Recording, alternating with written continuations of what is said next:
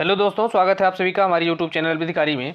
दोस्तों, इस वीडियो में हम उत्तर प्रदेश एपीओ परीक्षा जो प्री परीक्षा हुई थी तो उसमें किस प्रकार के प्रश्न पूछे गए थे हम उसको सॉल्व करेंगे, क्योंकि पीसीएसजी की परीक्षा सामने है, नज़दीक है और उसको ध्यान में रखते हुए हम पूर्व प्रश्नों का अवलोकन किया जाना बहुत ज़रूरी है। तो खैर पीसीएसजी में तो बहुत सारे एक्ट हैं, लेकिन एपीओ की परीक्षा में आपके काम की केवल 3 एक्ट हैं प्लस जीएस का है, तो इस लिहाज से ये बेहद महत्वपूर्ण है और आप इसको हल करके जाएंगे तो निसंदेह इसमें इससे जो है कुछ सहायता ज़रूर मिलेगी। वो जीएस के भी प्रश्नों को देखने से आपको हेल्प मिलेगी, लॉ में तो कन्फर्म मिलेगी। तो इसी बात को ध्यान में रखते हुए बहुत सारे दोस्तों ने कहा कि सर इस पर भी वीडियो ले आएँ, तो यह जो है इसमें हम सॉल्व करेंगे और इसमें ऐसे उत्तर हम देंगे जो कि लोक सेवा आयोग के द्वारा दिया गया है, और लोक सेवा आयोग की जो आंसर की है उसी आंसर की के हिसाब से हम इसमें जीएस और लॉ के जो प्रश्न हैं उनका हम उत्तर आपको बताएंगे। तो आइए देखते हैं किस प्रकार के प्रश्न जो है यूपी एपीओ परीक्षा 2022 में पूछा गया था। तो शुरुआत के 50 प्रश्न जीएस के होते हैं उसमें, तो जीएस के देखते हैं किस प्रकार के प्रश्न थे। पहला है, मराठों के संदर्भ में निम्नलिखित कथनों में से कौन से कथन सही हैं। तो इसमें से पहला कथन है कि शिवाजी की जो प्रशासनिक व्यवस्था उनकी खुद की निर्मित थी, तो यह कथन सही है। दूसरा है, रणजीत सिंह से भिन्न उन्होंने अपने प्रशासन में कोई विदेशी सहायता नहीं ली, तो यह भी कथन सही है। तो इस प्रकार से 1 और 2 ये जो है दोनों कथन सही हैं। नेक्स्ट, पेडोलॉजी किसका अध्ययन है। तो पेडोलॉजी जो होता है यह मिट्टी का अध्ययन जो होता है उसी को पेडोलॉजी कहा जाता है। नेक्स्ट, निम्नलिखित में से किस देश की सीमा कैस्पियन सागर से नहीं मिलती है। तो यहाँ पर कैस्पियन सागर के किनारे जो देश स्थित हैं, तो इसमें से जो उज़्बेकिस्तान है यह कैस्पियन सागर के किनारे नहीं है और न ही इसकी सीमा कैस्पियन सागर से लगती है। नेक्स्ट, निम्नलिखित में से कौन सी अफ्रीका की सबसे बड़ी झील है।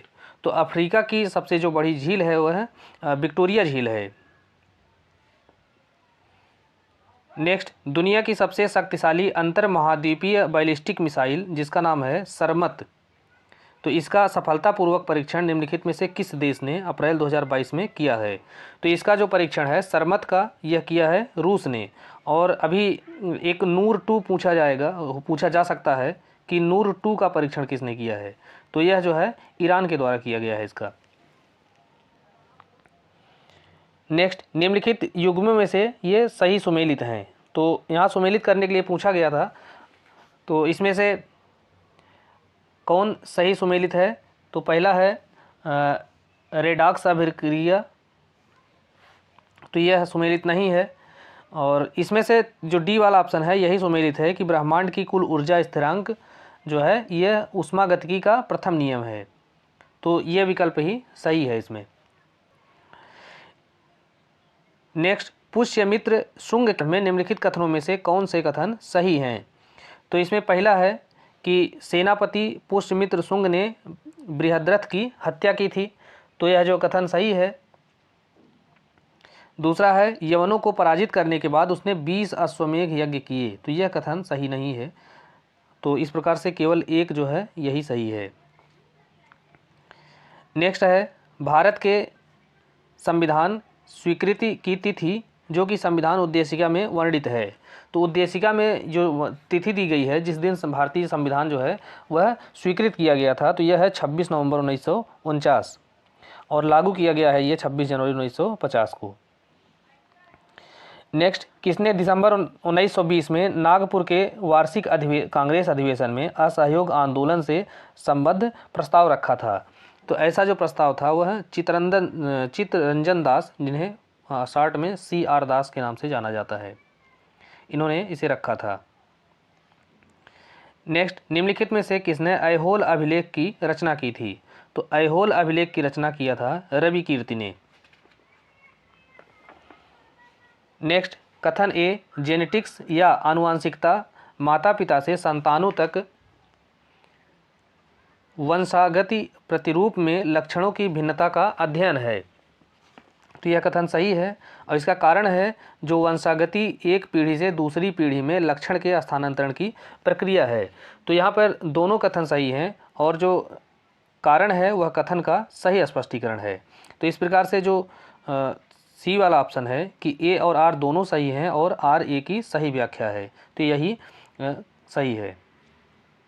नेक्स्ट, स्वर्गीय लता मंगेशकर के संदर्भ में निम्नलिखित कथनों में से कौन सा कथन सही है?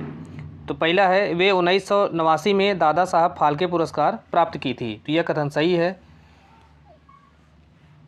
दूसरा है, उन्हें राष्ट्रपति डॉक्टर प्रणब मुखर्जी से भारत रत्न प्राप्त किया था, तो उन्होंने प्रणब मुखर्जी से भारत रत्न प्राप्त नहीं किया था, बल्कि इनको जो है भारत रत्न प्राप्त हुआ है 2001 में, और उस समय जो है राष्ट्रपति थे के.आर. नारायण। तो इनको जो है 2001 में जब भारत रत्न प्राप्त हुआ था, तो उस समय राष्ट्रपति के.आर. नारायण के द्वारा इन्हें यह पुरस्कार दिया गया था। तो इस प्रकार से इसमें जो पहला विकल्प है केवल एक, यही सही है।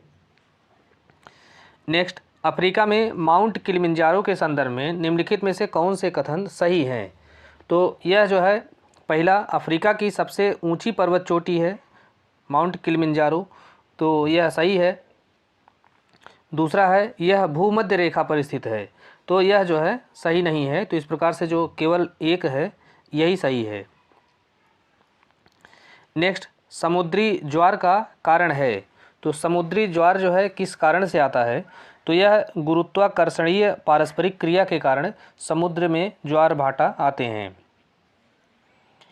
नेक्स्ट, 15वें वित्त आयोग के सदस्यों में से निम्न में से कौन सा एक इसका सदस्य नहीं है? तो 15वें वित्त आयोग के सदस्यों में से के.सी. नियोगी जो हैं ये इसके सदस्य नहीं हैं। नेक्स्ट, 12वीं सीनियर पुरुष हॉकी चैंपियनशिप 2022 का खिताब निम्नलिखित भारतीय राज्यों में से किसने जीता है? तो यह जो पुरस्कार है यह हरियाणा राज्य के द्वारा जीता गया है। नेक्स्ट, राष्ट्रीय मानवाधिकार आयोग के संदर्भ में निम्नलिखित कथनों में से कौन से कथन सही हैं? तो पहला है इसमें कि इसकी स्थापना 2 अक्टूबर 1993 को की गई थी, तो यह कथन सही नहीं है। और दूसरा है, यह एक सांविधिक निकाय है, तो यह कथन सही है। तो इस प्रकार से जो केवल 2 है यही सही है। नेक्स्ट, निम्नलिखित में से किसको मई 2022 में भारत का थल सेना अध्यक्ष बनाया गया था? तो भारत का जो थल सेना अध्यक्ष बनाया गया है यह बनाया गया है जनरल मनोज पांडे को। नेक्स्ट, पंजाब के रोहतास दुर्ग का निर्माण किसने कराया था? तो पंजाब का जो रोहतास का दुर्ग है उसका निर्माण कराया है शेर शाह सूरी ने।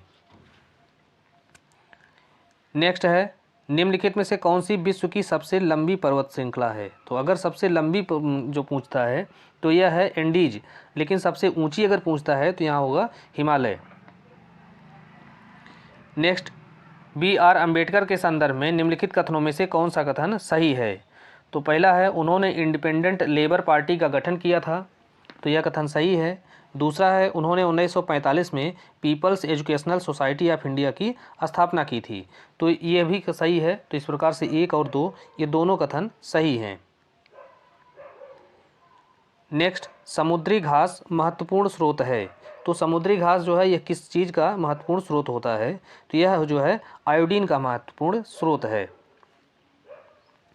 नेक्स्ट है, निम्नलिखित में से कौन सा युग्म सही सुमेलित नहीं है?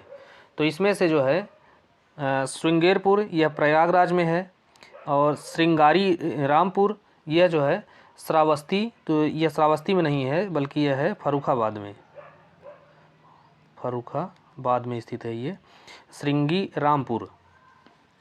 और दाऊ जी यह जो है मथुरा में है, और लोधेश्वर बाराबंकी में है।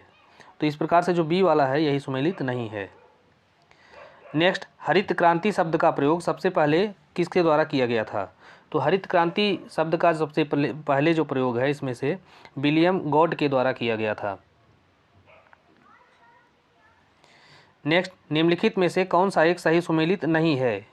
तो पहला है, अनुच्छेद दिया गया है और ये इस अनुच्छेद के अंतर्गत क्या प्रावधान किया गया है?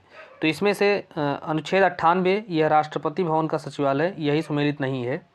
बाकी 93 में लोकसभा अध्यक्ष और उपाध्यक्ष के बारे में प्रावधान है, और 89 में राज्यसभा के सभापति और उपसभापति के बारे में प्रावधान है। और 99 में सदस्यों के द्वारा शपथ या प्रतिज्ञान के संबंध में प्रावधान किया गया है।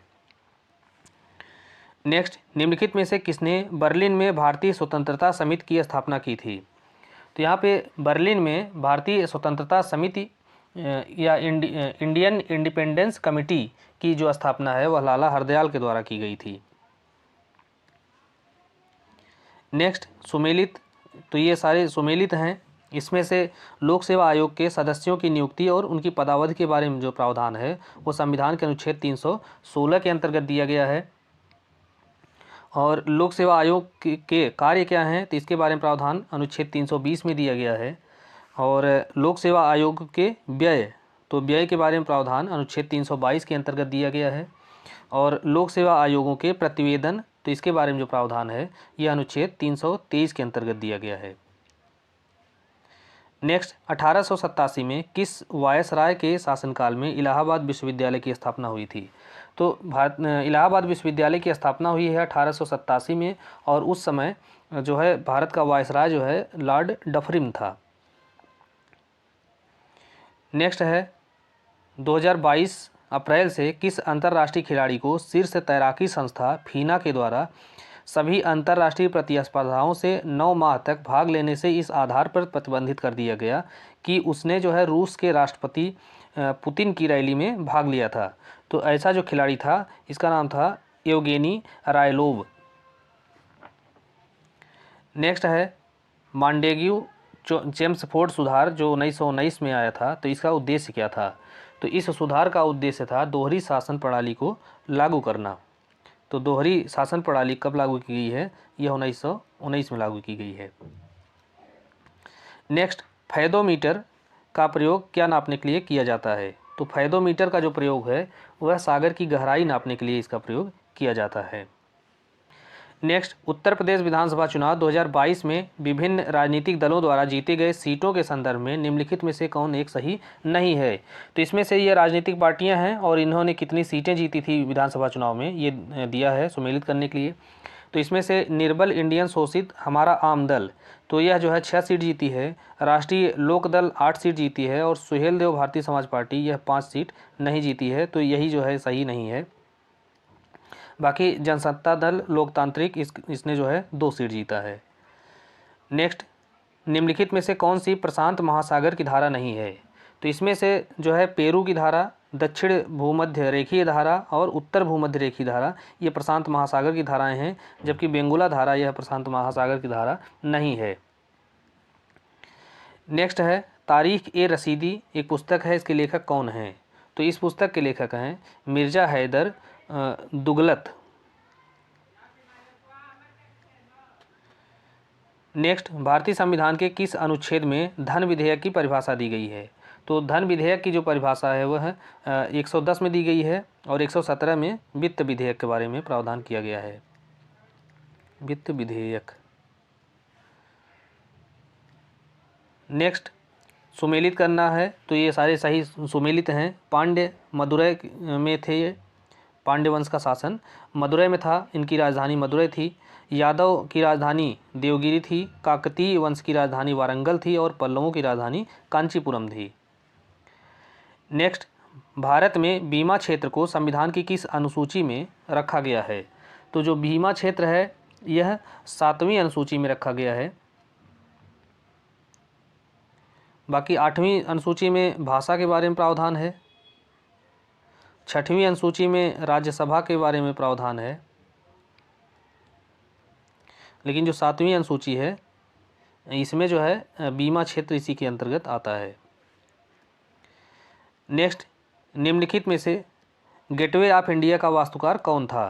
तो यहाँ गेटवे ऑफ इंडिया जो कि मुंबई में स्थित है इसका वास्तुकार था जॉर्ज वीटेट। नेक्स्ट, यूक्रेन की राजधानी कीव किस नदी के किनारे स्थित है? तो यह जो है नीपर नदी के किनारे स्थित है राजधानी कीव। नेक्स्ट, 1921 में प्रकाशित पत्रक गांधी वर्सेज लेनिन इसका लेखक कौन था? तो गांधी वर्सेज लेनिन का जो लेखक थे वह थे S.A. डांगे। नेक्स्ट है, कार्बन रेशे के संदर्भ में निम्नलिखित कथनों में से कौन से कथन सही हैं? तो इसमें पहला है कार्बन रेशे नए प्रकार के उच्च निष्पादन पदार्थ हैं, तो यह कथन सही है। दूसरा है कार्बन रेशे इस्पात से प्रबल तथा अल्मुनियम से हल्के होते हैं, तो यह कथन भी सही है। तो इस प्रकार से 1 और 2 ये दोनों कथन सही हैं। नेक्स्ट है 6ठी शताब्दी ईसा पूर्व के 16 महाजनपदों की सूची किस जैन ग्रंथ में मिलती है? तो जैन ग्रंथ है, इसका नाम है भगवती सूत्र।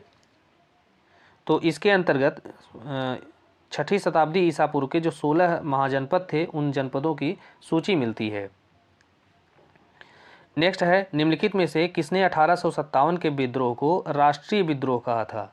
तो ऐसा जो कहने वाले थे बेंजामिन डिजरेली, इन्होंने जो 1857 का जो विद्रोह हुआ था उसे राष्ट्रीय विद्रोह की संज्ञा दी थी।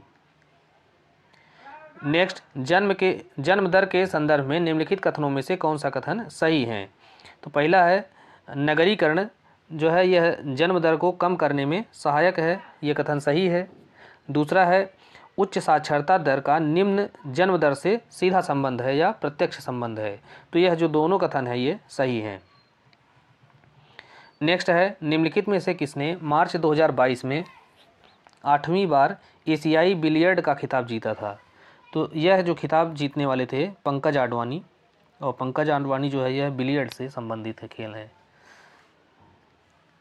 नेक्स्ट जियोमारा कास्त्रो निम्नलिखित में से किस देश की प्रथम महिला राष्ट्रपति बनी है? तो जियोमारा कास्त्रो जो है यह पहली महिला राष्ट्रपति बनी है होंडुरास की।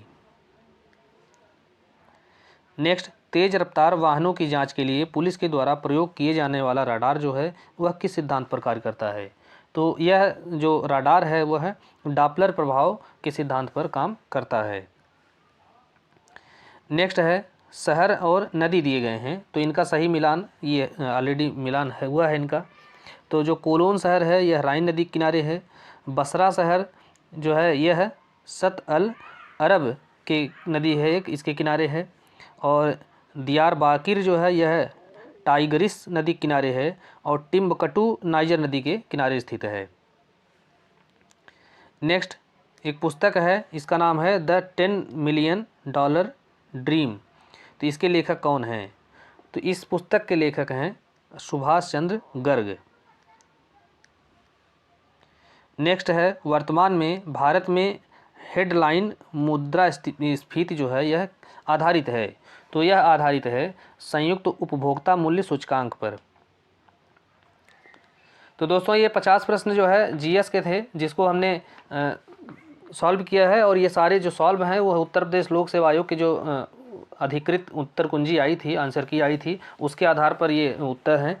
तो आप इसमें किसी तरह से कंफ्यूज न रहिएगा, और आप इसको अगर शब्दशः याद रखेंगे तो ज़्यादा बेहतर होगा, क्योंकि आयोग की आंसर की है तो वो निसंदेह प्रमाणित है। अब हम लॉ सब्जेक्ट से क्वेश्चन देखेंगे कि किस प्रकार के क्वेश्चन लॉ में पूछे गए थे। और अगर आप देखेंगे तो मैक्सिमम जो प्रश्न है वो सब रिपीटेड हैं, और बहुत आसान प्रश्न आए थे एपीओ में। और बहुत आसान जब प्रश्न पूछा जाता है तो वो स्थिति सबसे खतरनाक होती है, क्योंकि हर आदमी बेहतर पेपर करके आता है, तो वहाँ पर स्थिति इसलिए होती है कि कोई भी व्यक्ति 90, 95, 100 से नीचे प्रश्न नहीं हल करता और सब कॉन्फिडेंट रहते हैं। तो ऐसी स्थिति में जो है अगर पेपर आसान आता है तो आपके लिए एक्यूरेसी बहुत मायने रखेगी कि आप कितना ज़्यादा सटीक उत्तर दे पाते हैं उसमें गलती, क्योंकि प्रश्न अगर आसान है तो आप उत्साहित होकर गलती करते हैं वहाँ, और रंगते समय कभी गलती हो जाती है, कभी क्वेश्चन को हाँ या नहीं में पूछा है तो उसको पढ़ने में गलती हो जाती है। तो इन सब बातों को बहुत ज़्यादा ध्यान रखना है, और उसके बाद जब प्रश्न हल करेंगे तो वह जो है निसंदेह बेहतर होगा। तो आइए लॉ के सब्जेक्ट को देखते हैं। तो इसमें पहला है भारतीय दंड संहिता की धारा 195 ए है यहाँ पे, या 195 का किससे संबंधित है? तो 195 ए जो है यह जो है मिथ्या साक्ष्य देने के लिए धमकी या उत्प्रेरण से संबंधित है। और धारा 195 जो है वह है आजीवन कारावास या कारावास से दंडनीय अपराध के लिए दोष सिद्ध कराने के आशय से मिथ्या साक्ष्य देना या मिथ्या साक्ष्य गढ़ना।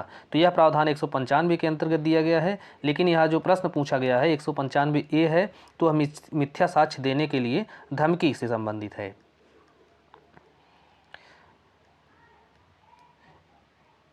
नेक्स्ट है दोस्तों, इसमें हम केवल आईपीसी, सीआरपीसी और एविडेंस के प्रश्नों को हल करेंगे। इसमें हम पुलिस एक्ट के प्रश्नों को स्किप कर देंगे। तो नेक्स्ट है भारतीय दंड संहिता के अंतर्गत पति द्वारा अपनी पत्नी के साथ पृथककरण के दौरान संभोग जो है यह किस धारा के अंतर्गत दंडनीय है। तो यह जो है धारा 376B के अंतर्गत दंडनीय होता है, धारा 376B के अंतर्गत। और धारा 376 में आगे देखते हैं कि इसमें और कौन से दंड किसमें दिए गए हैं। तो जो धारा 376A है, यह के लिखा गया है, तो 376A है, तो इसमें है पीड़िता की मृत्यु या लगातार विकृतिशील जो है दशा कारित करने के लिए जो दंड का प्रावधान है इसमें। और 376 नेक्स्ट जो C है, तो इसके अंतर्गत है कि प्राधिकारवान व्यक्ति के द्वारा मैथुन इसमें दिया गया है। और 376D के अंतर्गत गैंग रेप से संबंधित प्रावधान किया गया है। तो और 376B के अंतर्गत पति के द्वारा अपनी पत्नी के साथ पृथककरण के दौरान जो संभोग है वह दंडनीय है। और इसके लिए जो सज़ा होगी वह 2 वर्ष से 7 वर्ष तक की हो सकेगी, प्लस जुर्माना होगा।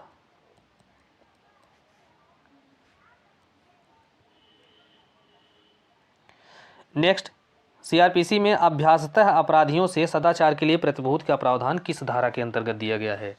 तो हैबिचुअल ऑफेंडर जो होते हैं या अभ्यासतः अपराधी, तो उनसे सदाचार के लिए प्रतिभूत की मांग की जाती है धारा 110 के तहत। और 106 के तहत दोष सिद्धि पर परिशांति बनाए रखने के लिए प्रतिभूत की मांग की जाती है। और 107 में अन्य दशाओं में, 106 में जो है दोष सिद्धि पर है, और इसमें जो है 7 में अन्य दशाओं में है। और 109 में संदिग्ध अगर कोई व्यक्ति है, संदिग्ध अपराधी है या इस तरह का व्यक्ति है, तो उससे सदाचार के लिए प्रतिभूत की मांग की जाती है। नेक्स्ट, एक पुलिस अधिकारी बी को यह संस्वीकृति करने के लिए कि उसने अपराध किया है उत्प्रेरित करने के लिए यातना देता है। तो यहाँ ए जो है यह किस धारा के अंतर्गत अपराध का दोषी होगा। तो यहाँ पर ए जो है यह धारा 303 आईपीसी के अंतर्गत अपराध का दोषी होगा। नेक्स्ट है, निम्नलिखित में से कौन सही सुमेलित नहीं है। तो इसमें से यह एविडेंस एक्ट से संबंधित प्रश्न है ये। तो इसमें वृत्तिक संसूचनाएं, तो वृत्तिक संसूचनाएं जो है यह सुमेलित नहीं है, क्योंकि इसके बारे में जो प्रावधान है वो धारा 124 में नहीं दिया गया है, बल्कि धारा 124 के अंतर्गत शासकीय संसूचनाओं के बारे में प्रावधान है, शासकीय संसूचनाओं के बारे में प्रावधान है। और वृत्तिक संसूचनाओं के बारे में जो प्रावधान है वह 126 के अंतर्गत दिया गया है। और बाकी ये तीनों जो है यह सही सुमेलित हैं। नेक्स्ट, 5 या अधिक सदस्यों के विधि विरुद्ध जमाव के किसी एक सदस्य के द्वारा किसी सामान्य उद्देश्य को अग्रसर करने में की गई हिंसा क्या अपराध गठित करता है। तो जो ऐसा अपराध है यह बलवा का अपराध गठित करता है। नेक्स्ट, पुलिस अधिनियम से संबंधित है, तो इसको हम स्किप करेंगे। नेक्स्ट है, भारतीय साक्ष्य अधिनियम की धारा 122 के अंतर्गत विशेषाधिकार प्राप्त हैं। तो 122 के अंतर्गत जो है किसे विशेषाधिकार प्राप्त है। तो इसमें जो है ये 122 में पति और पत्नी को विशेषाधिकार प्राप्त है। और इसमें विवाहित स्थिति के दौरान अगर पति और पत्नी के बीच में कोई संसूचना जो है ट्रांसफ़र की गई है तो उसे प्रकट करने के लिए किसी न्यायालय के द्वारा विवश नहीं किया जाएगा। बाकी न्यायाधीश को संरक्षण जो है यह 121 के तहत दिया जाता है। अधिवक्ताओं को, जिसे वृत्तिक संसूचना कहा जाता है, तो यह 126 के अंतर्गत इन्हें संरक्षण प्राप्त है। और मजिस्ट्रेट को जो है इनको भी धारा 121 के अंतर्गत ही इनको भी संरक्षण प्राप्त है, क्योंकि 121 के अंतर्गत न्यायाधीश और मजिस्ट्रेट दोनों को संरक्षण प्राप्त है। नेक्स्ट है, भारतीय साक्ष्य अधिनियम के अंतर्गत दिए गए न्यायालय शब्द की परिधि में कौन शामिल नहीं है। तो जो न्यायालय की परिभाषा दी गई है तो उसके अंतर्गत कोई मजिस्ट्रेट आता है और न्यायाधीश आता है और ऐसा व्यक्ति आता है जो विधिक रूप से साक्ष्य लेने के लिए अधिकृत किया गया है। तो इसमें जो है विवाचक या मध्यस्थ या आर्बिट्रेटर जो है यह न्यायालय शब्द के अंतर्गत नहीं आता है। नेक्स्ट, दंड प्रक्रिया संहिता के किस अध्याय के अंतर्गत निर्देश और पुनरीक्षण से संबंधित प्रावधान दिया गया है? तो निर्देश और पुनरीक्षण से संबंधित जो प्रावधान है वह सीआरपीसी के अध्याय 30 के अंतर्गत दिया गया है। नेक्स्ट, निम्नलिखित में से कौन एक सही सुमेलित है? तो इसमें से सही सुमेलित कौन सा है? तो पहला है विशिष्ट तथ्य के बारे में सबूत का भार। तो विशिष्ट तथ्य के बारे में सबूत का भार जो है यह धारा 106 में नहीं है बल्कि 103 के अंतर्गत है। और 106 में है कि विशेषतः ज्ञात तथ्य को साबित करने का भार। इसे ही रेस इप्सा लोक्यूटर का जो सिद्धांत है इसी में आता है धारा 106 के अंतर्गत, अर्थात विशेषतः ज्ञात तथ्य को साबित करने का भार किस पर होगा यह 106 के अंतर्गत बताया गया है। और अशिष्ट और कलंकात्मक प्रश्न, तो इसके बारे में जो प्रावधान है वह धारा 151 में दिया गया है, तो यह सही सुमेलित है। और दूसरा है विधिक सलाहकार से गोपनीय संसूचनाएं। तो गोपनीय संसूचनाओं के बारे में जो प्रावधान है यह धारा 127 में नहीं है बल्कि 129 में दिया गया है, जबकि 127 में दुभाषियों के बारे में प्रावधान किया गया है कि जो धारा 126 के प्रावधान है वह दुभाषियों पर भी लागू होते हैं। इसके बाद है अपमानित या क्षुब्ध करने के लिए आशयित प्रश्न। तो इनके बारे में प्रावधान धारा 155 में नहीं है बल्कि यह जो है 152 के अंतर्गत दिया गया है। और धारा 155 के अंतर्गत साक्षी की विश्वसनीयता पर आक्षेप किया जाता है। तो इस प्रकार से इसमें जो बी वाला ऑप्शन है यही सही सुमेलित है। नेक्स्ट है, एक मजिस्ट्रेट जो विधि द्वारा इस निमित्त सशक्त न होते हुए संपत्ति को सीआरपीसी की धारा 83 के अधीन कुर्क कर लेता है और उसका विक्रय कर लेता है, तो उसका जो कार्य है या उसकी जो कार्यवाही है वह किस प्रकार की होगी? तो ऐसी जो कार्यवाही होगी वह शून्य होगी, क्योंकि यह अनियमितता जो है यह कार्यवाही को शून्य बना देती है, जो कि धारा 83 के अंतर्गत कोई कार्यवाही की जाती है। नेक्स्ट है, भारतीय दंड संहिता में डकैती की तैयारी करना किस धारा के अंतर्गत दंडनीय है? तो डकैती की जो तैयारी है यह धारा 399 के अंतर्गत दंडनीय है। और दो तैयारी और है जो दंडनीय है इसमें, जो 122 के अंतर्गत आती है। एक धारा 122 में जो है भारत सरकार के विरुद्ध युद्ध करने की तैयारी है, 122 में भारत सरकार के विरुद्ध युद्ध की तैयारी है। और 126 के अंतर्गत भारत सरकार से मैत्री संबंध या शांति संबंध रखने वाले राज्य क्षेत्र में लूटपाट करने की तैयारी। तो यह जो तीन धाराएं हैं यह तैयारी से संबंधित हैं, यहाँ पे तैयारी भी दंडनीय है। अन्य धाराओं में तैयारी कोई अपराध नहीं माना जाता है। नेक्स्ट है, निम्नलिखित में से कौन सा केस मृत्युकालिक कथन से संबंधित है? तो इस क्वीन बनाम अब्दुल्ला का जो केस है वह डाइंग डिक्लेरेशन या मृत्युकालिक कथन से संबंधित है। नेक्स्ट है, धारा 113B दहेज हत्या की उपधारणा भारतीय साक्ष्य अधिनियम के अंतर्गत कब जोड़ी गई है? तो 113B जो है यह 1986 के अंतर्गत में जोड़ी गई थी, जबकि इसके पहले जो है 113A है। तो 113A को 1983 में जोड़ा गया है। तो 113B है 1986 में और 113A है यह 1983 में जोड़ा गया है, तो इसको जानना जरूरी है। नेक्स्ट है, भारतीय दंड संहिता के निम्नलिखित में से कौन सी धारा de minimis non curat lex इस सूत्र वाक्य पर आधारित है? अर्थात जो है तुच्छ जो हानि है वह कोई हानि नहीं होती है। तो इस सिद्धांत को धारा 95 के अंतर्गत समाहित किया गया है आईपीसी में। और इसमें यह बताया गया है कि जो बहुत ही तुच्छ प्रकृति के जो कोई अपराध हैं तो वह अपराध नहीं माने जा सकते हैं, और इससे क्या होगा कि न्यायालय के ऊपर वाद का बोझ कम होगा। नेक्स्ट, दंड प्रक्रिया संहिता का कौन सा प्रावधान यह बंदी प्रत्यक्षीकरण रिट के समान है? तो धारा 97 का जो प्रावधान है वह बंदी प्रत्यक्षीकरण रिट के समान है। और इसमें यह बताया गया है कि अगर कोई दोषपूर्वक किसी व्यक्ति को परिरुद्ध किया गया है तो उस ऐसे व्यक्ति को तलाशी लिए जाने के लिए डीएम, एसडीएम या अन्य जो फर्स्ट क्लास मजिस्ट्रेट हैं उनको सख्ती होगी और वह तलाशी वारंट जारी कर सकते हैं अगर उन्हें ऐसा प्रतीत होता है कि किसी व्यक्ति को अवैध रूप से कहीं बंदी बनाया गया है। नेक्स्ट, निम्नलिखित में से भारतीय साक्ष्य अधिनियम की कौन सी धारा आंकिक हस्ताक्षर या डिजिटल सिग्नेचर के बारे में प्रावधान करती है? तो डिजिटल सिग्नेचर के बारे में राय के संबंध में जो प्रावधान है यह धारा 47A के अंतर्गत दिया गया है। नेक्स्ट है उत्तर प्रदेश पुलिस रेगुलेशन से संबंधित, तो इसको स्किप करते हैं। नेक्स्ट है आईपीसी से संबंधित प्रश्न है, इसको सम्मिलित करने के लिए दिया गया है। तो पहला है आपराधिक मानववध करने का प्रयास, ये धारा 308 के अंतर्गत दिया गया है। आत्महत्या का प्रयास धारा 309 में है, हमला धारा 351 में है और अपहरण धारा 352 के 62 के अंतर्गत दिया गया है। निम्नलिखित वादों में से किसमें भारतीय साक्ष्य अधिनियम की धारा 27 की संवैधानिकता को संविधान के अनुच्छेद 14 के अतिक्रमण के आधार पर चुनौती दी गई थी? तो भारतीय साक्ष्य अधिनियम का जो धारा 27 है उसकी संवैधानिकता को चुनौती दी गई थी। दो केस इसके लिए बहुत महत्वपूर्ण हैं। इसमें से एक है देवमन उपाध्याय का केस, और इस केस में उत्तर प्रदेश राज्य बनाम देवमन उपाध्याय, तो इस केस में जो है धारा 27 की संवैधानिकता को अनुच्छेद 14 के आधार पर चुनौती दी गई थी।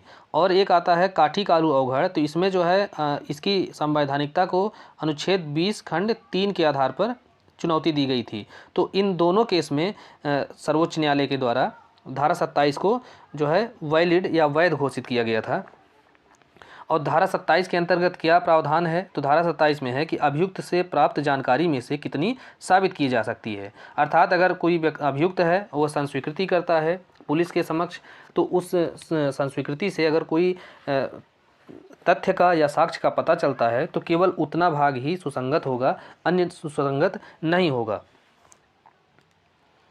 नेक्स्ट, सीआरपीसी की धारा 166A के तहत जब तलाशी भारत से बाहर होनी हो तो ऐसी स्थिति में जो दांडिक न्यायालय है वह क्या जारी करते हैं? तो वो जो है अनुरोध पत्र या लेटर ऑफ रिक्वेस्ट जारी करते हैं, धारा 166A के अंतर्गत। नेक्स्ट, दंड प्रक्रिया संहिता की कौन सी धारा पीड़ित प्रतिकर स्कीम या पीड़ित प्रतिकर योजना से संबंधित है? तो यह जो धारा है धारा 357A है, इसमें पीड़ित प्रतिकर योजना के बारे में प्रावधान किया गया है। और इसके अनुसार प्रत्येक राज्य सरकार और केंद्र सरकार के समन्वय से जो है पीड़ितों को प्रतिकर प्रदान करने के लिए एक योजना तैयार करेगी। और इस प्रावधान को सीआरपीसी में जोड़ा गया है सन 2008 में। नेक्स्ट है सही सुमेलित करने के लिए, ये सही सुमेलित हैं ऑलरेडी, और यह जो है एविडेंस से संबंधित प्रश्न है। तो इसमें है याददाश्त तो ताज़ा करना या स्मृति ताज़ा करना, तो इसके बारे में प्रावधान धारा 159 में है। मृत्युकालिक घोषणा के बारे में प्रावधान धारा 32(1) के अंतर्गत है। सूचक प्रश्न 141 के तहत पूछा जाता है। और पक्षद्रोही साक्षी के बारे में प्रावधान 154 के अंतर्गत दिया गया है।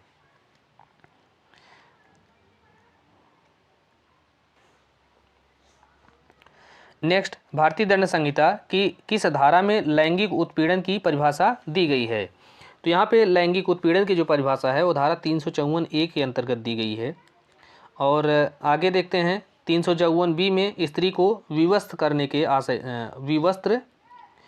के आशय से उस पर हमला किया जाता है या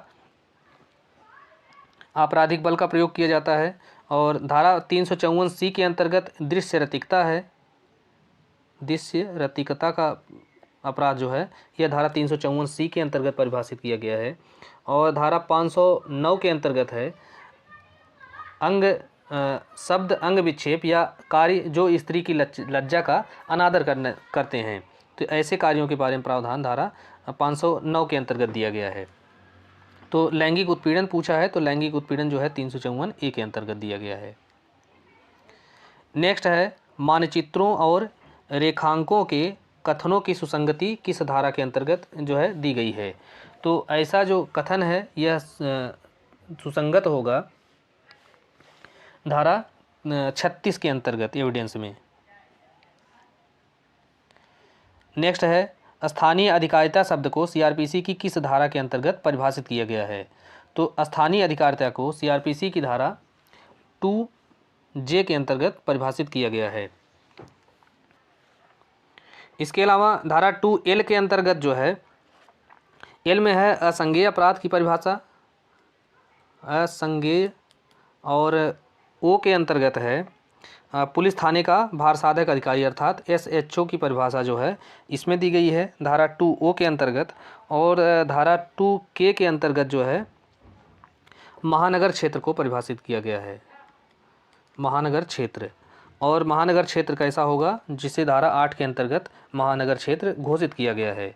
तो धारा 8 के तहत महानगर क्षेत्र किसे घोषित किया जाएगा, तो इसमें यह प्रावधान है कि जिसकी जो जनसंख्या है जिस क्षेत्र की 10 लाख से अधिक है, तो अगर 10 लाख से अधिक जनसंख्या है तो उस क्षेत्र को महानगर घोषित किया जा सकता है। नेक्स्ट है IPC की निम्नलिखित धाराओं में से कौन सी धारा एकांत परिरोध से संबंधित है। तो यहाँ पे एकांत परिरोध से संबंधित जो धारा है वह धारा 73 है। नेक्स्ट, निम्नलिखित में से कौन सा तथ्य भारतीय साक्ष्य अधिनियम की धारा 14 में मन या शरीर की दशा या शारीरिक संवेदना का अस्तित्व दर्शाने के रूप में वर्णित नहीं है। तो धारा 14 के अंतर्गत जो है यह बताया गया है कि मन या शरीर की दशा के अंतर्गत आता है उपेक्षा, सद्भावना, ज्ञान, लेकिन इसमें हेतुक जो है शामिल नहीं है। नेक्स्ट, दंड प्रक्रिया संहिता की धारा 433 के अंतर्गत दंडादेश के लघुकरण की शक्ति किसके पास है। तो दंडादेश के लघुकरण की जो शक्ति होती है वह समुचित सरकार के पास होती है। और इसके बारे में जो प्रावधान है वो धारा 433 के अंतर्गत CRPC में दिया गया है। तो धारा 433 में यह प्रावधान है कि जो ऐसी समुचित सरकार के द्वारा जब लघुकरण किया जाता है तो ऐसे लघुकरण के लिए जो है जो दंडित व्यक्ति है उसकी सहमति जो है आवश्यक नहीं है, और उसकी सहमति के बिना भी इसे दंड को लघुकरण किया जा सकता है समुचित सरकार के द्वारा। अब कैसे किस प्रकार के जो दंड हैं उनका लघुकरण किया जाएगा, तो जैसे मृत्यु दंड है, मृत्यु दंड का किसी अन्य दंड के रूप में उसका लघुकरण किया जा सकता है। आजीवन कारावास है अगर, तो आजीवन कारावास को 14 वर्ष तक के कारावास में उसके चेंज कर दिया जाएगा। कठोर कारावास है तो कठोर को सादे कारावास में परिवर्तित कर दिया जाएगा। और सादा कारावास अगर है तो इसे केवल जुर्माने में परिवर्तित किया जाएगा। तो इस प्रकार से जो है लघुकरण इस रूप में किया जा सकता है धारा 433 के तहत। लेकिन अगर आप देखेंगे 432 है तो 432 में निलंबन या परिहार किया जाता है, और 433 के अंतर्गत जो है लघुकरण किया जाता है। अर्थात इसमें जो है अगर बड़ी सज़ा है तो उसको लघु करके उसको छोटी कर दी जाती है। तो इसमें सहमति आवश्यक नहीं होती है और समुचित सरकार के द्वारा किया जाता है। तो ये बहुत महत्वपूर्ण है। नेक्स्ट, निम्नलिखित में से कौन सा सही सुमेलित है। तो देखिए इसमें इतना टेक्निकल दिया गया है कि आपको इसमें अगर जानकारी नहीं रहेगी तो कन्फ्यूजन हो सकता है। जैसे मिथ्या साक्ष्य गढ़ना, तो यह जो है धारा 192 के अंतर्गत दिया गया है, तो यही जो है सही सुमेलित है। बाकी मिथ्या साक्ष्य देना, तो इसके बारे में जो प्रावधान है यह धारा 191 के अंतर्गत दिया गया है। मिथ्या साक्ष्य देना और गढ़ना ये दो शब्द हैं। तो गढ़ना जो है 192 में है और देना जो है यह 191 में है। दूसरा है अपराधी को संश्रय, तो अपराधी को संश्रय यह जो है 212 के अंतर्गत दिया गया है, जबकि धारा 52A के अंतर्गत संश्रय शब्द को परिभाषित किया गया है। इसके बाद जो है लोक न्यूसेंस है, तो इसके बारे में प्रावधान 268 के अंतर्गत दिया गया है। और दंगा, इसके बारे में प्रावधान 159 के अंतर्गत दिया गया है, जबकि 146 के अंतर्गत बलवा के बारे में प्रावधान किया गया है। तो इन सारे प्रश्नों को आपको ध्यानपूर्वक देखना है, बहुत जो है उत्तेजित नहीं होना है वहाँ आसान प्रश्नों को देख करके। नेक्स्ट, आर बनाम लूमले यह भारतीय साक्ष्य अधिनियम की किस धारा से संबंधित फैसला है। तो आर बनाम लूमले का जो केस है यह धारा 107 से संबंधित है साक्ष्य अधिनियम में। नेक्स्ट, क को एक मूल्यवान अंगूठी पड़ी मिलती है, वह नहीं जानता है कि वह किसकी है, तो क जो है उसके स्वामी को खोज निकालने का प्रयास किए बिना उसे तुरंत बेच देता है। तो यहाँ क ने कौन सा अपराध किया है, तो इस मामले में क ने जो है उसको बेईमानी से दुर्विनियोग कर लिया है उसका, तो वह जो है आपराधिक दुर्विनियोग का अपराध किया है। लेकिन अगर यह पूछा होता है कि वो केवल उस अंगूठी की जो पड़ी हुई है उसको उठा लेता है तो वहाँ पे वो कोई अपराध नहीं करता, लेकिन जैसे ही वह उसको बेच देता है या अपने लिए यूज कर लेता है तो वह जो है आपराधिक दुर्विनियोग का अपराध करता है। नेक्स्ट है दंड प्रक्रिया संहिता की किस धारा के अंतर्गत किसी फरार व्यक्ति के लिए उद्घोषणा जारी की जाती है। तो फरार व्यक्ति के लिए उद्घोषणा यह जो है धारा 82 के तहत जारी की जाती है, और उद्घोषणा जारी करने के बाद अगर वह व्यक्ति हाजिर नहीं होता है तो धारा 83 के तहत उसकी संपत्ति जो है कुर्क कर ली जाती है। तो यह जो है कुर्की के बारे में प्रावधान धारा 83 में है, और उद्घोषणा जो है धारा 82 के तहत जो है किया जाता है। नेक्स्ट है पुलिस अधिनियम से, तो इसको छोड़ेंगे। दवाओं में मिलावट भारतीय दंड संहिता के किस धारा के अंतर्गत दंडनीय है। तो दवाओं में मिलावट जो है धारा 274 के अंतर्गत एक दंडनीय अपराध है। खाद्य या पेय पदार्थ है, तो इसमें मिलावट जो है 2 धाराओं के तहत होती है, 272 में और 273 के तहत। तो ये जो है खाद्य या पेय पदार्थों में है। और औषधि में मिलावट तो यह है 274, 275 और 276। तो इन 3 धाराओं के अंतर्गत औषधियों में जो है मिलावट किया जाता है, और जबकि धारा 272 और 73 में खाद्य पदार्थ या पेय पदार्थ का अपमिश्रण किया जाता है। तो इसमें भी जो है जो खाद्य पदार्थ का अपमिश्रण है यह धारा 272 के तहत किया जाता है, और 273 में है कि जब ऐसे खाद्य पदार्थ को जिसमें मिलावट किया गया है उसका विक्रय किया जाता है। तो ये जो है पहले कभी नहीं पूछे गए थे, इस बार नए नए प्रश्न बना रहा है आयोग, तो इस बात को भी आपको ध्यान में रखना है, क्योंकि सीधे जो है सेक्शन बेस क्वेश्चन ऐसे ही उठा के रख देगा। तो अगर ये चीज़ें याद नहीं रहेंगी तो सीधा सीधा है कि प्रश्न गलत होगा, या तो आप नहीं कर पाएंगे, छोड़ देंगे इसे। नेक्स्ट, साक्ष्य अधिनियम की धारा 41 में निम्न में से किस प्रकार की अधिकारिता का उल्लेख नहीं किया गया है। तो धारा 41 के अंतर्गत यह प्रावधान किया गया है कि जब किसी सक्षम न्यायालय के द्वारा प्रोबेट विषयक, नवाधिकरण विषयक, दिवाला विषयक या विवाह विषयक अधिकारिता के प्रयोग में कोई अंतिम निर्णय, डिक्री या आदेश पारित किया जाता है, जो ऐसा जो निर्णय, डिक्री या आदेश है किसी व्यक्ति को कोई हैसियत प्रदान करती है या कोई अधिकार प्रदान करती है, या किसी को उससे कोई अधिकार या हैसियत छीन लेती है, तो वह जो है सुसंगत होगी। तो लेकिन इसके अंतर्गत राजस्व विषयक जो है अधिकारिता के अंतर्गत कोई जो है निर्णय, डिक्री नहीं पारित की जाती है। तो इस प्रकार से जो बी वाला ऑप्शन है इसका कोई उल्लेख 41 में नहीं किया गया है। दंड प्रक्रिया संहिता संशोधन अधिनियम 2005 की तहत धारा 459 में 10 रुपये से कम शब्दों को किस शब्द से प्रतिस्थापित कर दिया गया है। तो धारा 459 के अंतर्गत जो 10 रुपये शब्द दिया गया था, तो उसे जो है 2005 में अब 500 रुपये कर दिया गया है। तो धारा 259 में 459 में है क्या प्रावधान, इसको देखते हैं। तो इसमें है कि बिनेश्वर संपत्ति को बेचने की शक्ति। तो इसमें है कि यदि ऐसी संपत्ति पर कब्जे का हकदार व्यक्ति अज्ञात है या अनुपस्थित है, और वो इसकी जो संपत्ति है बहुत शीघ्रतया क्षयशील है, तो ऐसी स्थिति में जो मजिस्ट्रेट है स्वामी के फायदे के लिए, और उस संपत्ति का मूल्य जब 500 रुपये से कम है तो उसको बेचने का निर्देश दे सकता है। तो यह जो 2000 पहले से यह जो 500 रुपये है इसके स्थान पर 10 रुपये था। नेक्स्ट, डाक या तारघर की तलाशी का वारंट कौन जारी कर सकता है। तो डाक या तारघर की तलाशी का जो वारंट है यह जिला मजिस्ट्रेट या मुख्य न्यायिक मजिस्ट्रेट के द्वारा जारी किया जा सकता है। नेक्स्ट, भारतीय साक्ष्य अधिनियम की कौन सी धारा द्वितीयक साक्ष्य की ग्राह्यता का प्रावधान करती है।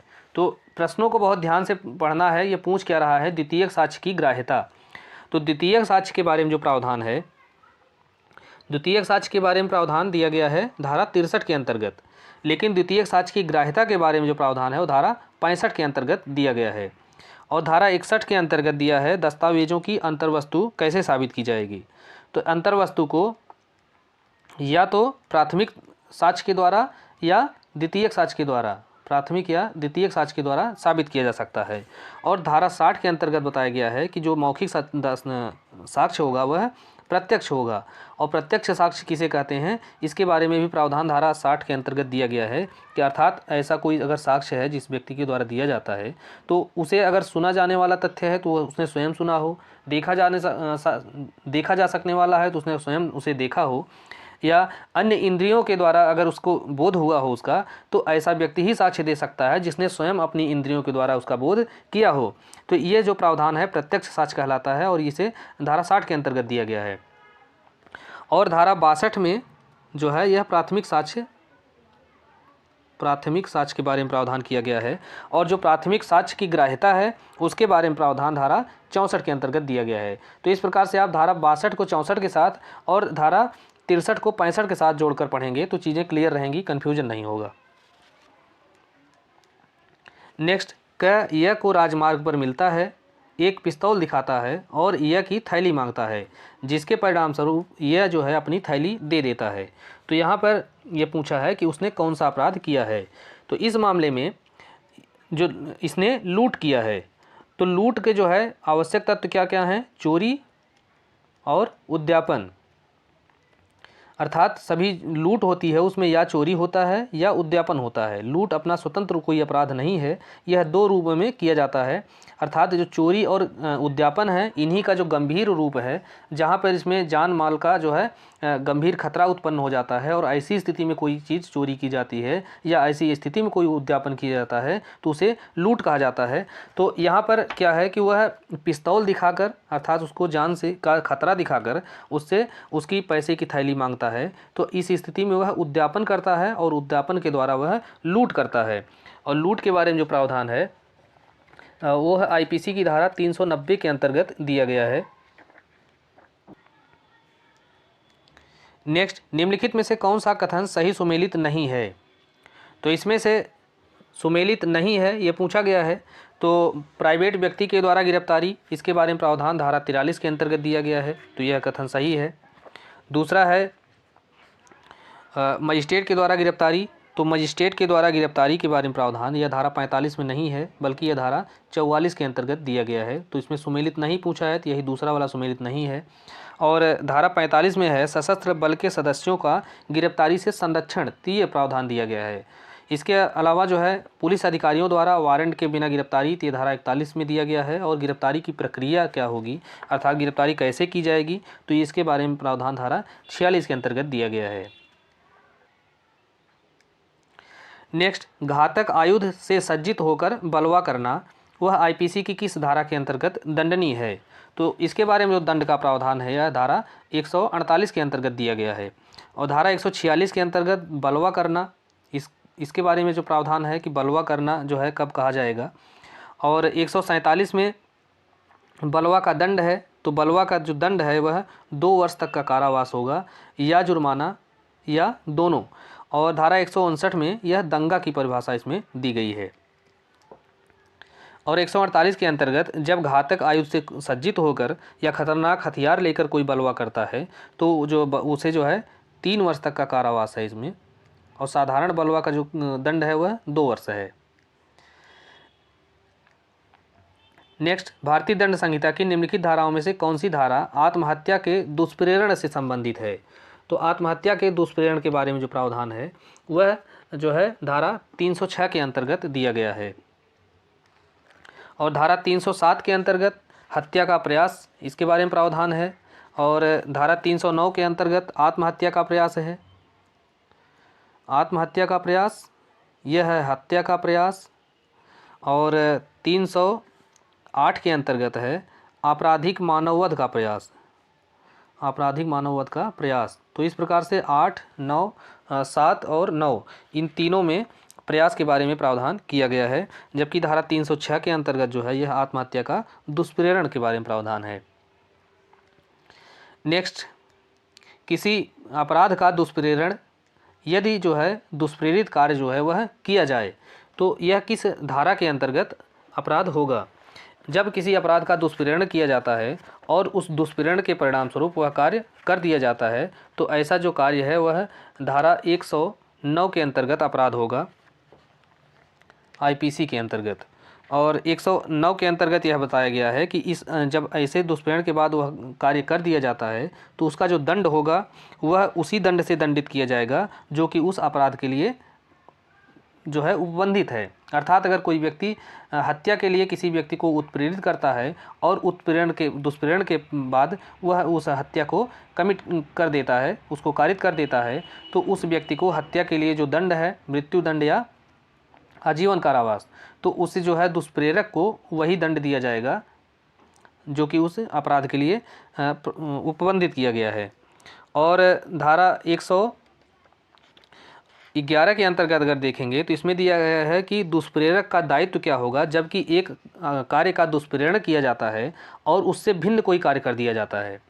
तो वैसी स्थिति में जैसे मान लीजिए यह कहता है कि जाओ उसकी पर्स काट दो या उसकी जेब काट ले आओ या चोरी कर ले आओ, तो कोई व्यक्ति चोरी करने का दुष्प्रेरण करता है और व्यक्ति जो जिसे दुष्प्रेरित किया गया है वह चोरी करता है और साथ में उसकी हत्या भी कर देता है। तो यहाँ पे यह प्रश्न उठता है कि जो दुष्प्रेरक है वह केवल चोरी का दुष्प्रेरण का दोषी होगा या हत्या का भी होगा।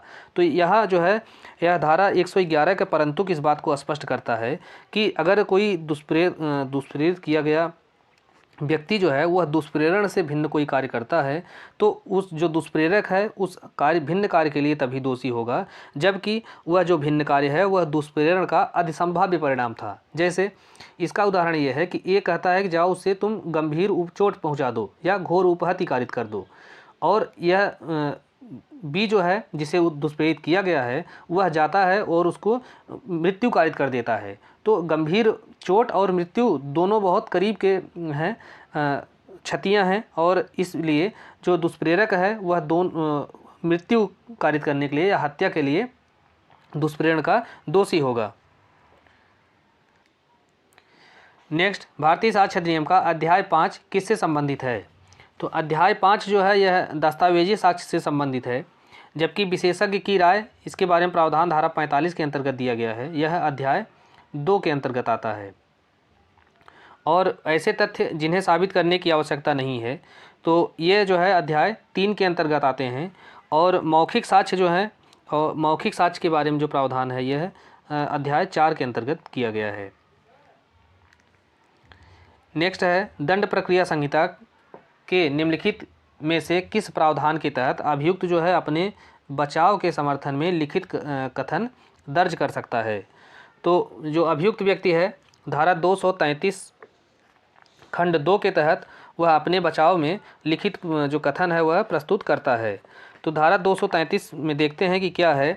तो 233 जो है यह सेशन कोर्ट के समक्ष जो विचारण की प्रक्रिया है जो कि 225 से 237 तक के बीच दिया गया है, तो इसी के अंतर्गत जो है धारा 233 आता है।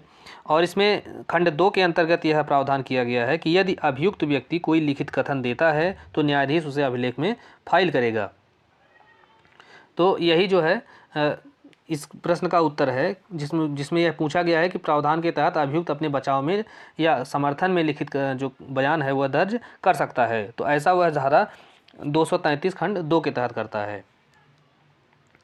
नेक्स्ट है, सुमेलित करने के लिए, तो यह सीआरपीसी से संबंधित प्रावधान है और उनको सुमेलित करना है। तो धारा 272 के अंतर्गत न्यायालय की भाषा के बारे में प्रावधान है।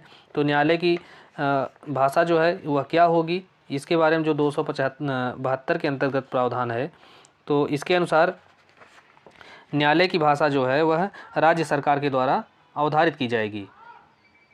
धारा 2D, तो इसके अंतर्गत परिवाद को परिभाषित किया गया है। धारा 321 के अंतर्गत अभियोजन वापस लिया जाना और धारा 257 में परिवाद को वापस लेना है। तो धारा 321 जो है इसमें जब अभियोजन को वापस लिया जाता है तो उसका क्या प्रभाव होगा या क्या परिणाम होगा, इसके बारे में प्रावधान दिया गया है। तो 321 के अनुसार जो मामले का भार साधक कोई लोक अभियोजक है या सहायक लोक अभियोजक है तो वह निर्णय सुनाए जाने से पहले किसी समय जो है वह अभियोजन वापस ले सकता है। और ऐसा अभियोजन जो है वह न्यायालय की सहमति से ही वापस लिया जाएगा। और जब ऐसा अभियोजन जो है वापस ले लिया जाता है तो अगर उसे आरोप विरचित किए जाने से पहले वापस लिया जाता है तो ऐसी स्थिति में जो अभियुक्त है उसको उन्मोचित कर दिया जाएगा। और अगर आरोप विरचित करने के बाद इसे वापस लिया जाता है तो वहाँ पे उसका जो प्रभाव होगा वह दोष मुक्ति का होगा। और इसी प्रकार से जो प्रावधान धारा 257 के अंतर्गत दिया गया है, तो इसके अनुसार यह प्रावधान है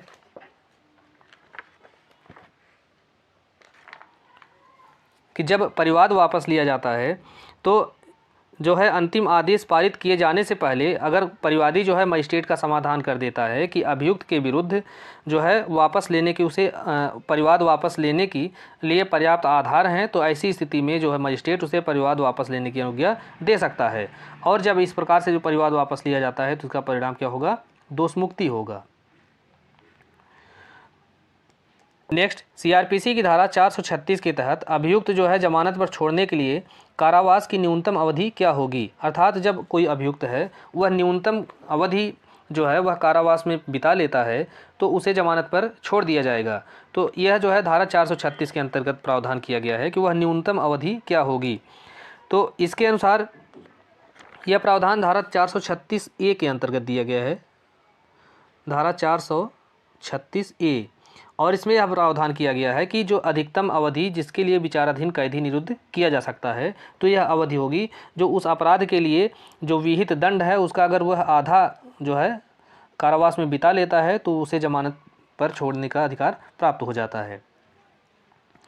नेक्स्ट, दंड प्रक्रिया संहिता की निम्नलिखित में से किस धारा में विधिक सहायता का प्रावधान किया गया है। तो विधिक सहायता के बारे में जो प्रावधान है वह सीआरपीसी की धारा 304 के अंतर्गत दिया गया है। नेक्स्ट, भारतीय साक्ष्य अधिनियम की निम्नलिखित में से कौन सी धारा लोक ऑफिसर पर लोक दस्तावेज की प्रमाणित प्रति देने का कर्तव्य अधिरोपित करती है। तो ऐसा जो कर्तव्य है वह धारा 76 के अंतर्गत अधिरोपित किया गया है कि नेक्स्ट, धर्म के आधार पर विभिन्न समूहों के बीच शत्रुता को बढ़ावा देना भारतीय दंड संहिता की किस धारा के अंतर्गत दंडनीय है। तो ऐसा जो कार्य है वह आईपीसी की धारा 153A के अंतर्गत दंडनीय है। नेक्स्ट, निम्न में से भारतीय साक्ष्य अधिनियम की कौन सी धारा यह कहती है कि स्वीकृत तथ्यों को साबित करने की आवश्यकता नहीं होती है। तो इसके बारे में जो प्रावधान है वह धारा 58 के अंतर्गत दिया गया है और 58 में यह प्रावधान है कि जो स्वीकृत तथ्य हैं उन्हें साबित करने की आवश्यकता नहीं होती है। और धारा 58 के अनुसार किसी ऐसे तथ्य को कार्यवाही में साबित करना आवश्यक नहीं है जिसे कार्यवाही के पक्षकार या उनके अभिकर्ता जो है सुनवाई पर स्वीकार करने के लिए सहमत हो जाते हैं। नेक्स्ट, भारतीय दंड संहिता के अंतर्गत इलेक्ट्रॉनिक अभिलेख या जो है इलेक्ट्रॉनिक रिकॉर्ड, तो इसकी जो परिभाषा है वह आईपीसी की किस धारा में दी गई है। तो यह आईपीसी की धारा 29A के अंतर्गत दी गई है।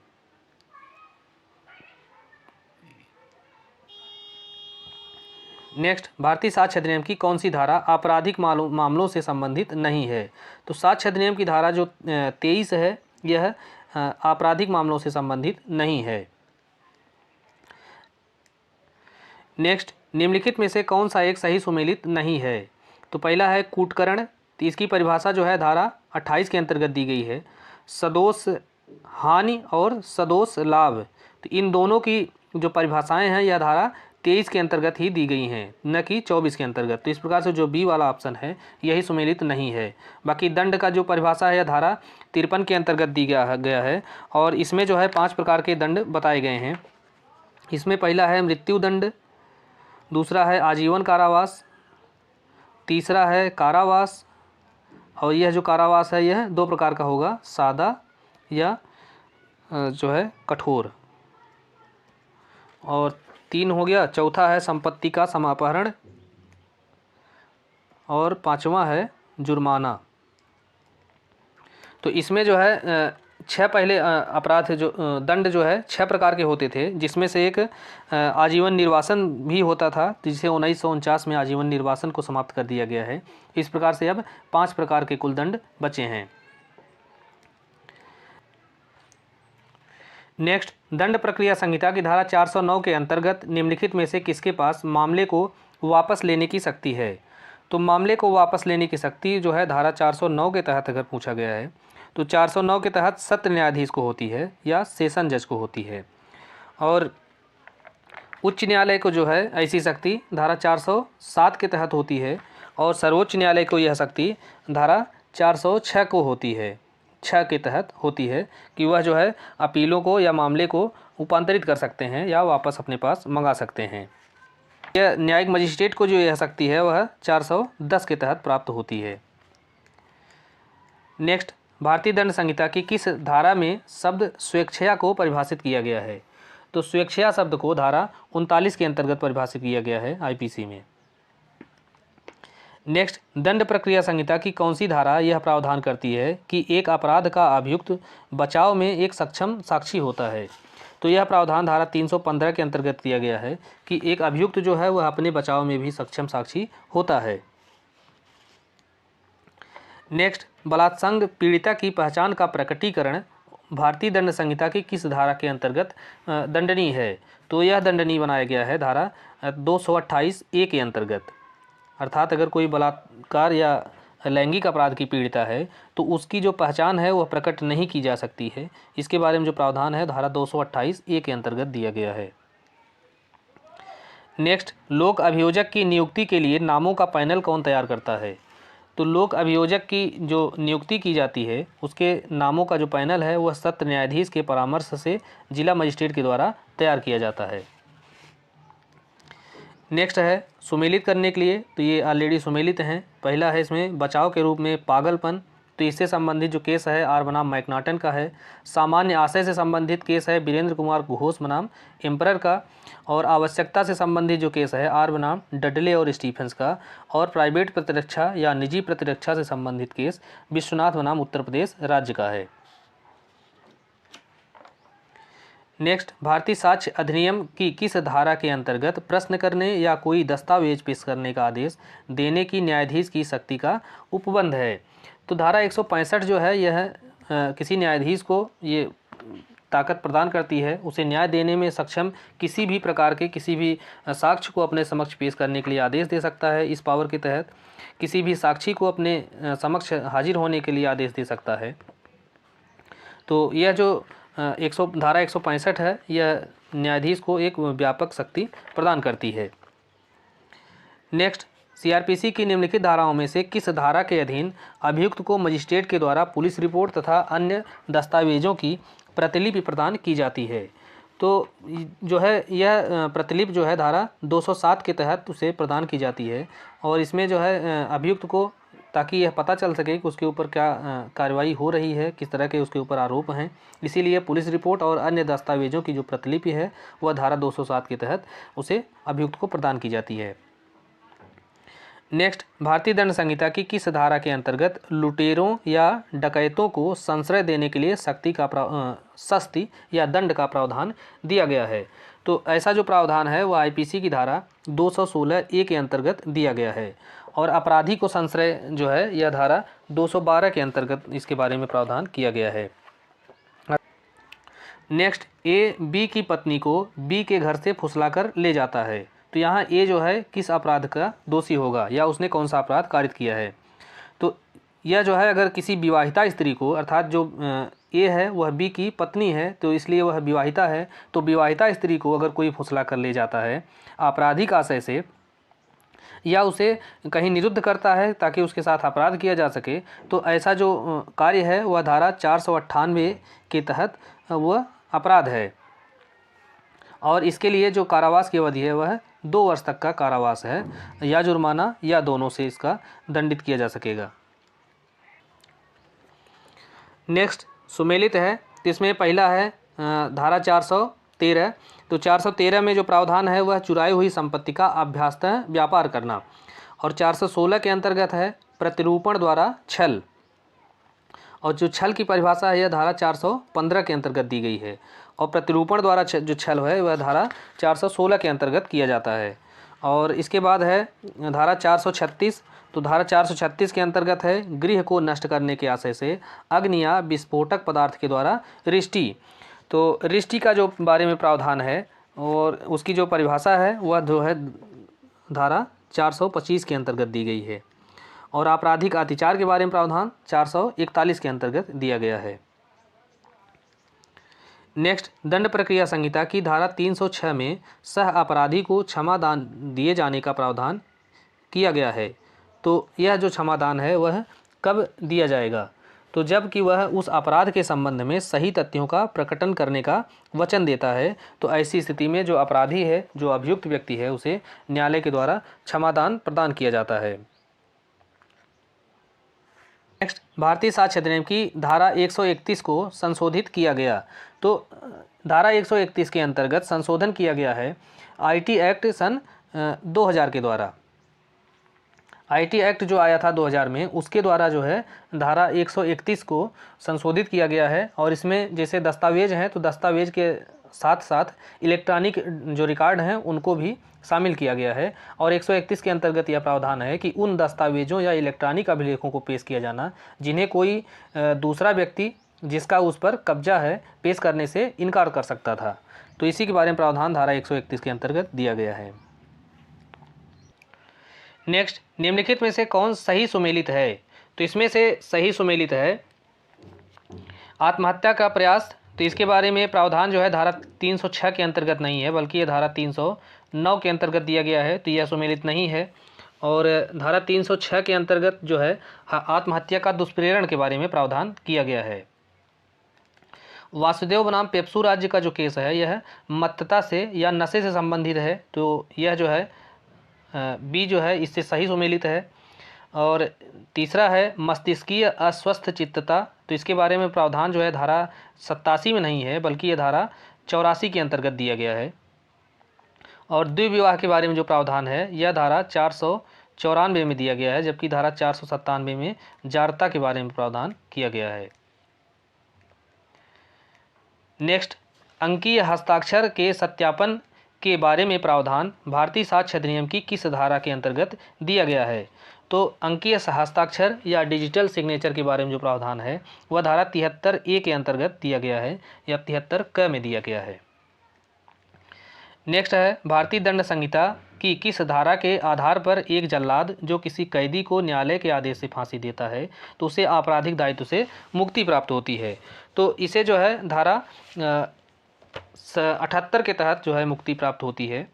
और धारा 77 के अंतर्गत जज को ये आपराधिक दायित्व से छूट प्राप्त है, क्योंकि धारा 77 में प्रावधान है कि न्यायिकतः कार्य करते हुए अगर किसी न्यायाधीश के द्वारा कोई कार्य किया जाता है तो उस कार्य के लिए उसके ऊपर किसी प्रकार का अभियोजन नहीं चलाया जाएगा। और 78 में जो प्रावधान है उसमें है कि न्यायालय के निर्णय या आदेश के अनुसरण में अगर कोई कार्य किया जाता है और ऐसा जो कार्य है वह सद्भावना पूर्वक किया जाता है तो उसके लिए कोई व्यक्ति दोषी नहीं होगा। और धारा 76 में है कि विधि द्वारा आबद्ध या तथ्य की भूल के कारण अपने को आपको विधि द्वारा आबद्ध होने का विश्वास करने वाले व्यक्ति के द्वारा जब कोई कार्य किया जाता है तो वह जो है अपराध नहीं होगा। और धारा 79 जो है वो भी तथ्य की भूल से ही संबंधित है, उसमें विधि द्वारा आबद्ध है और इसमें विधि द्वारा न्यायानुमत है। ये दो शब्दों को ध्यान रखना है क्योंकि तथ्य की भूल से तो दोनों हैं। तो 79 में विधि द्वारा न्यायानुमत होता है और इसमें जो है 76 में विधि द्वारा आबद्ध होता है। तो इसका उदाहरण यह है कि वह जो है जैसे कोई सीनियर अफसर आदेश देता है तो उसका जूनियर जो है उसे करने के लिए विधि द्वारा बाध्य है। और न्यायानुमत का तात्पर्य है कि एक कोई कार्य कर रहा है उसको लगता है उसको न्यायप्रिय प्रतीत होता है कि हाँ यह कार्य जो है किया जाना चाहिए। अर्थात एक व्यक्ति को ऐसा प्रतीत होता है कि कोई कार्य हत्या हो रही है तो उस हत्या का रोकने के लिए वो कोई कार्य कर देता है जो कि तो ऐसा जो कार्य है वह अपराध नहीं होगा। इसका जो संरक्षण है वो धारा 79 के तहत मिलता है। नेक्स्ट, डगडू बनाम महाराष्ट्र राज्य का जो केस है यह किससे संबंधित है? तो डगडू बनाम महाराष्ट्र राज्य का जो केस है यह सह अपराधी से संबंधित है और सह अपराधी के बारे में प्रावधान एविडेंस एक्ट की धारा 133 के अंतर्गत दिया गया है। और डगडू बनाम महाराष्ट्र राज्य के केस में कहा गया कि सह अपराधी जो है का साक्ष्य किसी के आधार पर अगर कोई दोष सिद्धि की जाती है तो वह दोष सिद्धि सुसंगत होगी। और इसी में 114 का जो दृष्टांत ख है और ये धारा 133, तो इन दोनों के बीच में अंतर डिफरेंट किया गया और यह बताया गया था कि 133 जो है वह विधि का नियम है और 114 का दृष्टांत भी सतर्कता का नियम है। नेक्स्ट, ए जेड की जेब में हाथ डालकर जेड की जेब से चोरी करने का प्रयास करता है और ए अपने प्रयास में असफल रहा क्योंकि जेड की जेब में कुछ नहीं था। तो यहाँ ए ने कौन सा अपराध किया है? तो इस मामले में ए ने चोरी का प्रयास किया है। नेक्स्ट, पाकला नारायण स्वामी बनाम एम्परर का केस किससे संबंधित है? तो पाकला नारायण स्वामी का जो केस है वह मृत्युकालिक कथन से संबंधित है। लोक न्याय के विरुद्ध अपराधों का उल्लेख भारतीय दंड संहिता के किस अध्याय में किया गया है? तो लोक न्याय के विरुद्ध जो अपराध है उसका जो उल्लेख है वह अध्याय 11 के अंतर्गत किया गया है। और इसके अलावा अध्याय 12 के अंतर्गत जो है सिक्कों से संबंधित सिक्कों और सरकारी स्टाम्प इससे संबंधित अपराध के बारे में प्रावधान है। और धारा 13 के अंतर्गत जो है, धारा 13 में यह बाट और माप से संबंधित अपराध के बारे में प्रावधान किया गया है। जबकि धारा 10 जो है यह लोक सेवकों के विधिपूर्ण प्राधिकार के अपमान के विषय में प्रावधान है, अर्थात यह लोक सेवकों से संबंधित है।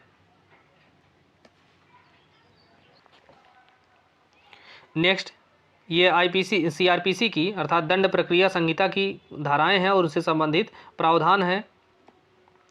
तो इसमें पहला है दोष सिद्धि से अपील, इसके बारे में प्रावधान 374 के अंतर्गत दिया गया है। उसके बाद है धारा 375। तो 375 में है कुछ मामलों में जब अभियुक्त जो है अपना अपराध स्वीकार करता है तो वहाँ पे अपील नहीं होगी। और तीसरा है 376। तो 376 में प्रावधान है कि छोटे मामलों में अपील नहीं हो सकती है। और 378 में है दोषमुक्ति से अपील। तो इस प्रकार से जो सभी सुमेलित हैं। नेक्स्ट है यह कि सदोष हानि करने के आशय से उसके बर्फ़ के घर में क जो है पानी छोड़ देता है और इस प्रकार बर्फ़ को गला देता है। तो यहाँ पे क ने कौन सा अपराध किया है? तो इस मामले में जो क है वह रिष्टि का अपराध करता है। नेक्स्ट, बी की हत्या के लिए ए का विचारण किया जाता है। यह तथ्य कि क ने ग की हत्या की इसलिए कि ख जानता था कि क ने ग की हत्या की है और ख ने अपनी इस जानकारी को लोक विदित करने की धमकी देकर क से धन उद्यापित करने का भी प्रयास किया था। तो यह जो है हत्या का जो कारण है वह किस धारा के अंतर्गत सुसंगत है? तो यह जो है धारा 8 के अंतर्गत भारतीय साक्ष्य अधिनियम में सुसंगत होगा। नेक्स्ट, दंड प्रक्रिया संहिता की किस धारा में जुर्माना देने में व्यतिक्रम होने पर कारावास के दंडादेश की व्यवस्था की गई है? तो ऐसी जो व्यवस्था है वो धारा 30 खंड 1 के अंतर्गत की गई है। नेक्स्ट, ए एक गड्ढे पर लकड़ियां और घास इस आशय से बिछाता है कि उसके द्वारा मृत्यु कारित करे, यह विश्वास करते हुए कि वह भूमि सुदृढ़ है। ए जो है उस पर, बी उस पर चलता है और उसमें गिर जाता है तथा मर जाता है। तो यहाँ पर ए ने कौन सा अपराध किया है? तो ए जो है आपराधिक मानववध का अपराध किया है। नेक्स्ट, भारतीय साक्ष्य अधिनियम की धारा 113 ए कब जोड़ी गई? तो देखिए इसमें ये दोनों प्रश्न पूछे गए हैं, 113 ए और 113 बी। तो हमने शुरुआत में जहाँ 113 बी जो पूछा है, सीम यही प्रश्न पूछा है कि 113 बी कब जोड़ी गई। उसी समय हमने बताया था कि 113 बी जो है यह 1986 में जोड़ी गई है, जबकि ए जो है 1983 में जोड़ी गई है। तो यहाँ पे पूछा है 113 ए, तो यह 1983 में जोड़ी गई है। नेक्स्ट, भारतीय दंड संहिता की कौन सी धाराएं थल सेना, नौसेना तथा वायुसेना से संबंधित हैं? तो धारा 131 से 140 तक का जो धाराएं हैं यह भारतीय तीनों सेनाओं से संबंधित हैं। नेक्स्ट, निम्नलिखित में से कौन सा सही सुमेलित नहीं है? तो इसमें पहला है दहेज हत्या 498 ए।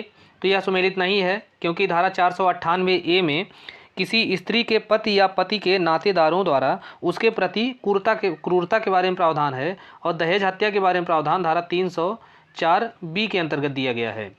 और बलात्संग, तो बलात्संग के बारे में जो प्रावधान है वो धारा 375 के अंतर्गत दिया गया है, जबकि 377 जो है यह प्रकृति के विरुद्ध काम तृष्णा की जो पूर्ति होती है उसको अपराध घोषित किया गया है, अर्थात प्रकृति के विरुद्ध अपराध के बारे में प्रावधान 377 में दिया है।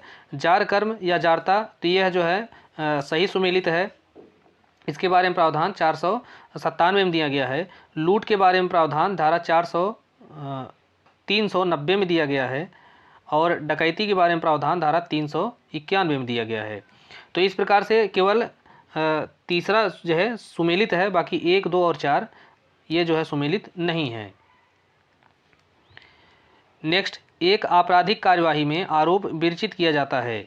तो आपराधिक कार्यवाही में आरोप किसके द्वारा विरचित किया जाता है? तो आरोप जो है हमेशा न्यायालय के द्वारा विरचित किया जाता है और ऐसा आरोप जो है अभियुक्त को पढ़कर सुनाया समझाया जाता है। नेक्स्ट, दंड प्रक्रिया संहिता की कौन सी धारा किसी पुलिस अधिकारी को महिला की गिरफ्तारी के समय उसके शरीर को छूने से प्रतिबंधित करती है? तो सीआरपीसी की धारा 46 ए जो है इसका जो परंतुक है यह किसी महिला की गिरफ्तारी पुरुष के द्वारा किए जाने पर उसकी जो शरीर को छूने से प्रतिबंधित करती है। नेक्स्ट है, निम्नलिखित में से किस अपराध विधि संशोधन अधिनियम के द्वारा भारतीय दंड संहिता की धारा 100 में 7वां खंड जोड़ा गया है। तो धारा 100 में जो 7वां खंड जोड़ा गया है यह 2013 का जो निर्भया कांड हुआ था उसके बाद संशोधन जो किया गया है दंड विधि में, उसके तहत धारा 100 में 7वां खंड जोड़ करके यह प्रावधान किया गया है कि अगर तेजाब हमला कोई किया जाता है तो उस हमले के प्राइवेट प्रतिरक्षा के अधिकार में जो है मृत्यु कारित की जा सकती है अपराधी की। नेक्स्ट, निम्नलिखित में से कौन सही सुमेलित नहीं है। तो इसमें जो है डकैती, इसके बारे में जो प्रावधान है वो धारा 391 के अंतर्गत दिया गया है, ये सुमेलित है। लूट के बारे में प्रावधान धारा 390 में दिया गया है। उद्यापन के बारे में प्रावधान धारा 383 में दिया गया है। चोरी के बारे में जो प्रावधान है वह 388 में नहीं है बल्कि 378 के अंतर्गत दिया गया है। तो इस प्रकार से जो डी वाला विकल्प है यही सुमेलित नहीं है। तो दोस्तों इस प्रकार से इसमें हमने उत्तर प्रदेश एपीओ परीक्षा जो 2022 में हुई थी इसका विश्लेषण किया है, इसके पेपर का। इसमें जीएस और लॉ दोनों विषयों को हमने देखा है और यह पेपर आपके लिए खास करके पीसीएसजे की जो परीक्षा है उसको ध्यान में रखते हुए हमने इसका जो है विश्लेषण किया है। यह पेपर आपके लिए बहुत इम्पॉर्टेंट है, आप इसे ज़रूर देखिएगा, क्योंकि अगर इसे मिस करेंगे तो हो सकता है कि आप परीक्षा हाल में कुछ प्रश्नों को मिस कर दें इसकी वजह से। और ये उम्मीद है कि यह वीडियो आपको काम का साबित होगा और आप हमारे चैनल को सब्सक्राइब जरूर कीजिएगा। धन्यवाद।